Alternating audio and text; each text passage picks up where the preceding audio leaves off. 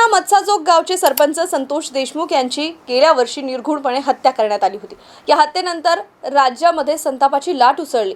देशमुख कुटुंबियांवर दुःखाचा डोंगर कोसळला। पण या कठीण परिस्थितीमध्येही संतोष देशमुख यांची मुलगी वैभवी देशमुख हिने 12वीची परीक्षा दिली आणि त्यामध्ये ती उत्तीर्णही झाली।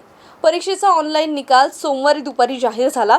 परीक्षेत वैभवी देशमुख हिला 85.33% मिळालेले आहे।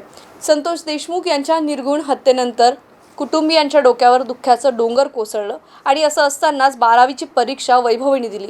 वडिलांचा फोटोचं दर्शन घेऊन त्यांचं स्वप्न, अपूर्ण राहिलेलं स्वप्न मी पूर्ण करण्याचा नक्की प्रयत्न करेल, असं वैभवीने म्हटलंय। आज माझे वडील माझ्यासोबत नाहीत, माझ्या पाठीवर वडिलांच्या कौतुकाची थाप हवी होती।